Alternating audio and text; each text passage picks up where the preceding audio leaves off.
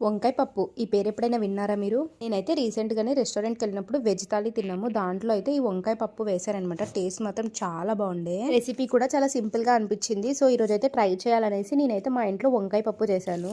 నేను పప్పు ఎప్పుడు చేసినా కానీ ఒక 2 గంటలన్నా నానబెట్టేస్తాను. సో పొద్దునే అయితే పప్పునైతే కడిగి పక్కన పెట్టేశాను. ఇంకా దీంట్లో అయితే ఉల్లిపాయలు, పచ్చిమిర్చి, వంకాయ ఇంకా ఎల్లిపాయలు అయితే యాడ్ చేసుకున్నాను. దీంట్లో అయితే మనం కారం వాడం కాబట్టి పచ్చిమిర్చి ఎక్కువే పడతాయి. కొంచెం ఎక్కువ వేసుకుంటేనే బాగుంటుంది. ఈ వంకాయ పప్పు కారం కారంగా ఉంటేనే బాగుంటుంది కాబట్టి కొంచెం పచ్చిమిర్చి అయితే ఎక్కువే వేసుకోవాలి. ఆల్రెడీ పప్పుని ఒక 2 గంటలు నానబెట్టాను కాబట్టి ఎక్కువ అవసరం లేదు. 3 విజిల్స్కి అయితే పప్పు చాలా మెత్తగా ఉడికిపోతుంది అనమాట. చూడండి నాకైతే ఇలా ఉడికిపోయింది 3 విజిల్స్కి.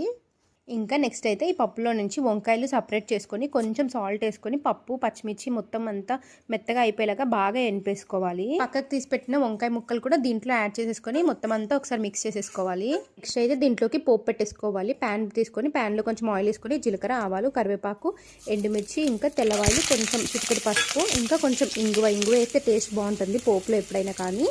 పోపు అంతా మంచిగా ఫ్రై చేసేసుకోవాలి.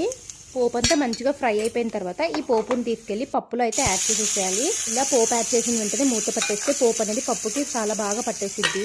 అంతే, చాలా సింపుల్గా రుచికరమైన వంకాయ పప్పు అయితే రెడీ అయిపోతుంది. వేడి వేడి అన్నంలో కానీ చపాతీలో కానీ ఈ వంకాయ పప్పు తింటే చాలా చాలా బాగుంటుంది. మీరు ఎప్పుడు ఈ వంకాయ పప్పు తినకపోతే ఈసారి పప్పు చేసినప్పుడు ఒక్కసారి ట్రై చేసి చూడండి, చాలా బాగుంటుంది టేస్ట్ అయితే.